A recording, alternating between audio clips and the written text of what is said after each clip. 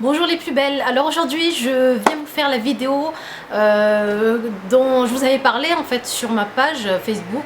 Je vous avais posé la question des vidéos que vous vouliez voir et celle qui a eu le plus de voix, donc de votes, ça a été donc la vidéo pour l'épilation, donc savoir comment bien s'épiler.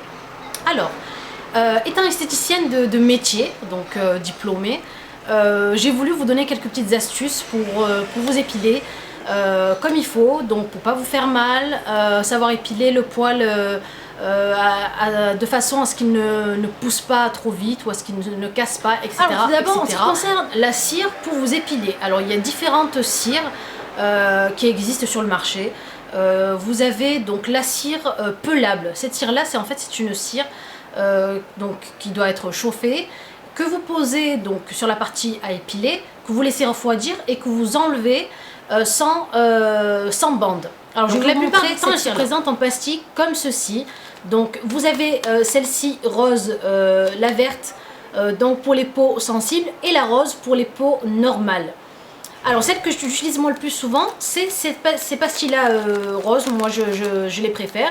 Donc à fondre dans une cassolette, on appelle ça une cassolette, donc une machine à cire. Sinon, si vous n'êtes pas professionnel ou si vous n'avez pas de machine à cire, vous pouvez très bien faire ça dans une petite casserole sur un feu très doux que vous n'utilisez pas, que vous réutilisez. Cette cire se travaille avec des spatules que vous avez sur internet, vous pouvez trouver ça sur internet, des spatules comme ceci en bois, donc que l'on mélange et avec laquelle on applique ensuite vous avez la cire, donc la cire qui s'enlève. Cette cire là, donc cette cire tiède, en fait elle s'appelle c'est une cire tiède. Vous pouvez la trouver donc en pot de 500 grammes ou 1 kg à mettre donc dans votre chauffe-cire. Et vous pouvez aussi donc la trouver, c'est celle qu'on trouve en grande surface, donc, en roll-on. Donc c'est le roll-on professionnel. Donc voilà comment il se présente. Vous avez ici donc le rouleau en fait d'où la cire sort, et vous avez donc ici la prise pour le brancher, pour le chauffer. Donc voici le roll-on. Donc vous avez aussi sur le côté donc le niveau pour voir où est-ce que vous en êtes dans votre recharge, et ici donc là où la recharge de cire tiède se présente comme ça. Vous pouvez la trouver donc sur eBay, sur les sites internet d'épilation, etc., d'esthétique. Donc vous la mettez, donc en fait vous ouvrez votre roll-on comme ceci, vous enlevez donc cette recharge là quand elle est terminée, et vous venez donc mettre celle-ci donc à la place qui est pleine, vous la mettez à l'intérieur et vous laissez chauffer. Donc ça c'est la cire tiède avec des bandes qui sont vendues donc en paquet comme ceci sur internet aussi, ou vous pouvez trouver ça dans les grandes surfaces d'esthétique en fait. Voilà, donc là vous avez pour ce qui est de la cire tiède en pot, vous l'appliquez donc avec soit une spatule donc en bois comme celle-ci, que vous allez donc mettre dans la cire et donc venir mettre ça donc sur la partie à épiler. Et je vais vous montrer comment donc retirer la bande, etc., etc. Je vous parle d'abord des différentes sortes. Ensuite, vous avez bien sûr la cire orientale, que tout le monde connaît, qui existe depuis maintenant des siècles, qui est utilisée donc la plupart du temps dans les pays du Maghreb et ailleurs aussi dans les pays de l'Orient, mais qui est surtout connue dans les pays du Maghreb. Pour ce qui est de la cire pelable, comment on l'utilise? Alors vous avez la cassolette qui se présente comme ceci, avec la cire pelable à l'intérieur. Donc ça c'est le protège chauffe-cire. Vous prenez donc votre spatule, vous trempez ça. Alors un exemple, si par exemple vous devez épiler, donc on appelle ça en esthétique la lèvre et non pas la moustache, les filles. Hein, c'est pas très glamour de dire la moustache. Donc on appelle ça la lèvre. Si vous voulez épiler votre lèvre, je prends donc de la cire sur ma spatule comme ceci. Alors faites attention à ce qu'elle soit tiède. Très bien. Si vous voulez l'essayer sur la main pour voir si elle n'est pas très chaude.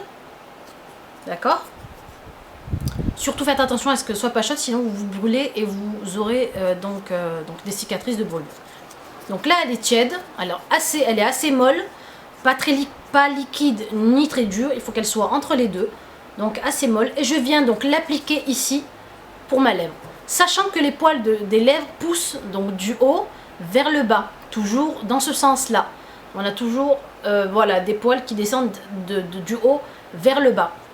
Alors, le poil s'enlève toujours en sens inverse de la poussée. Donc, s'il pousse de haut vers le bas, moi je l'arrache du bas vers le haut.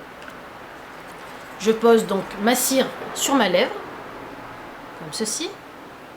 Je vais éviter de toucher mon rouge à lèvres, mais vous pouvez très bien approcher au maximum de votre lèvre.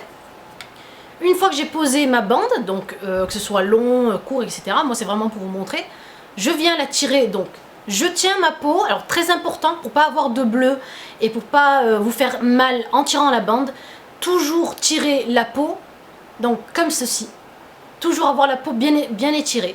Et je viens donc ici prendre la bande et tirer vers le haut. Donc votre cire a durci, vous voyez, elle est comme ceci. Il n'y a pas besoin de bande pour l'arracher. Je recommence pour vous montrer de l'autre côté. Donc pareil, donc mes poils poussent du haut vers le bas. Moi je viens en fait les enlever du bas vers le haut. Je pose ma bande de cire. Donc comme ceci. Donc voilà, j'ai ma bande de cire de ce côté-là. Je tire ma peau bien comme il faut ici, à ce niveau-là. Toujours la tirer du côté où on va enlever en fait la bande. Je viens prendre par en bas et je tire vers le haut. Donc c'est comme ça qu'on étire la lèvre. Pour ce qui est du milieu de la lèvre ici, alors idem, je viens poser donc de la cire comme ceci. Ici, exemple, hein. Et donc comme mes poils poussent au milieu du haut vers le bas tout droit, je viens tirer la bande donc vers le haut. Voilà comment on épile. Donc, pour ce qui est des personnes qui s'épilent les sourcils, donc si elles veulent s'épiler les sourcils, vous prenez donc votre spatule ici, donc vu que la spatule est très large, vous la cassez en deux. Voilà, donc ça vous fait une spatule vraiment plus fine. Et vous pouvez très bien donc avec ce côté-ci, avec ce côté-là très fin ou avec ce côté-là un peu plus large, venir vous épiler le sourcil ici. Vous posez donc votre cire vraiment très finement au niveau des poils que vous voulez épiler. Vous étirez le sourcil et vous enlevez la bande comme ceci. Donc toujours bien étiré. Pourquoi étirer la peau au niveau des parties à épiler? Alors si vous épilez votre peau sans étirer votre peau, la peau est relâchée. Donc au niveau de l'enlèvement en fait de la bande, vous allez avoir du mal et ça va en fait donc tirer la peau avec vous en fait. Vous allez enlever la bande en même temps que votre peau va bouger. Si vous n'étirez pas, la peau va bouger. Ça peut vous faire donc un appel de sang et remonter donc le sang qui remonte vers la surface de la peau et vous faire des bleus. Donc voilà pourquoi on étire vraiment la peau au maximum. La bande, vous devez aussi... Alors je vais vous montrer avec la bande de cire tiède. Donc j'en viens à mon roll-on. Je vais vous montrer ça, donc comme je ne peux pas vous montrer ça sur ma peau à moi, je vais vous montrer ça sur la peau. Alors voilà, je vous présente donc Mini Ariel, bébé Ariel, donc que j'ai acheté il n'y a pas très longtemps en Disney Store pour ma fille. Et je vais vous montrer ça donc sur ses jambes, pour que vous ayez une idée de l'épilation des jambes. Alors, donc on a la jambe comme ceci. On sait que le poil donc pousse dans ce sens-là, donc du haut vers le bas. Je prends mon roll-on et je viens appliquer donc ma cire du haut vers le bas comme ceci. Donc j'applique comme il faut. Donc je prends ma bande que je colle donc comme ceci du haut vers le bas. Donc j'applique la bande comme il faut, donc comme ceci. Et je viens donc arracher cette bande-là, imaginons que vous soyez allongé, arracher cette bande-là du bas vers le haut. Donc voilà le bras. Je pose donc la cire ici à ici. Donc avec mon roll-on, je viens poser ma cire sur le bras comme ceci. Je pose ma bande sur mon bras. Je colle la bande bien sur la cire et je viens donc tirer comme ceci. Donc d'accord, du bas du bras vers le haut. Pourquoi je dois enlever la bande toujours dans le sens inverse du poil? Si vous enlevez la bande dans le même sens que le poil, vous allez laisser beaucoup de poils sur votre peau qui ne vont pas partir.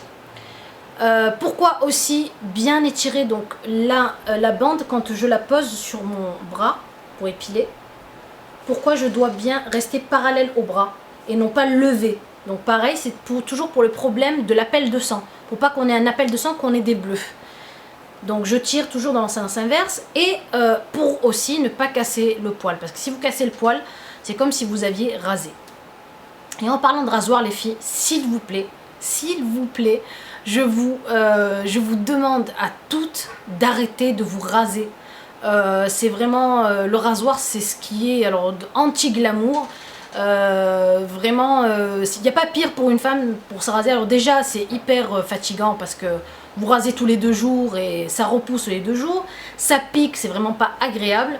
Alors ça dépend des parties en plus où vous vous rasez, que ce soit au niveau du maillot ou au niveau... il y a certaines personnes, malheureusement certaines filles qui s'épilent au niveau du visage. Et vraiment là c'est la cata. C'est vrai que bon, certaines parmi vous ne connaissent pas trop ne s'y connaissent pas trop dans l'épilation. Mais voilà, je vous donne ce conseil là, évitez de vous raser au niveau du visage, ça peut être irréversible.